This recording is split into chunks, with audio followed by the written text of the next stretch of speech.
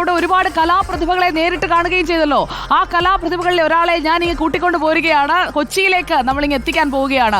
ഒരു കലാപ്രകടനം നമുക്ക് കാണണം. തിരുവനന്തപുരത്ത് നിന്ന് ഞാനിങ്ങ് കൊച്ചിയിലേക്ക് വന്നെങ്കിൽ അവിടെ നമുക്ക് ഹൈസ്കൂൾ വിഭാഗത്തിൽ എ ഗ്രേഡ് സ്വന്തമാക്കിയ കേരള നടനത്തിൽ നല്ല മിന്നുന്ന പ്രകടനം കാഴ്ചവെച്ച ഋഷി വിശാഖിനെ ഞാൻ പ്രിയപ്പെട്ട പ്രേക്ഷകർക്കായി കൊച്ചിയിലേക്ക് കൊണ്ടുവരാൻ പോവുകയാണ്. തിരുവനന്തപുരത്ത് നിന്നും ടെലി ട്രാൻസ്പോർട്ട് സാങ്കേതിക വിദ്യയിലൂടെ ആ കലാകാരൻ നമ്മുടെ കൊച്ചി സ്റ്റുഡിയോയിലേക്ക് എത്തുകയാണ്. സ്വാഗതം ഋഷി.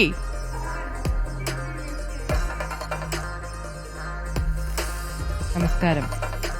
ഋഷി, അവിടെ കേരള നടനമൊക്കെ തകർത്ത് എ ഗ്രേഡ് ഒക്കെ സ്വന്തമാക്കിയിട്ട് അതിന്റെ സന്തോഷത്തിൽ നിൽക്കുകയാണല്ലേ?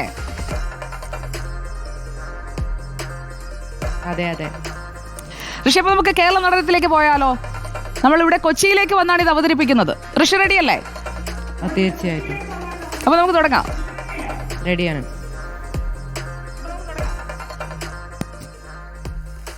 അപ്പോൾ ഋഷിയുടെ കേരള നടനം നമ്മൾ കാണാൻ പോവുകയാണ് TTS സാങ്കേതിക വിദ്യയിലൂടെ.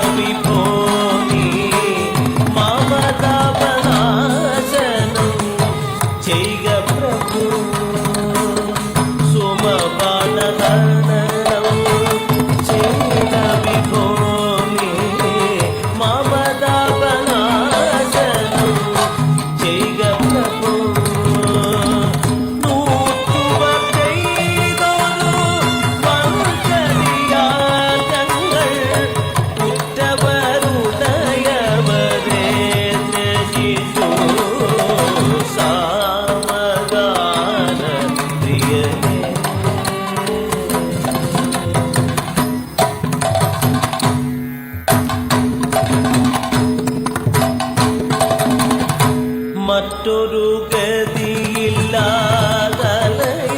കാനനെ ചെറ്റുനിൻ കരുണയ്ക്കായി ശരണാഗത കനിയോ കൃപാവനം കനിയോ കൃപാവനം ചൊല്ലിയോ കരുണാകര തെളിയു മനക്കാമിലോ.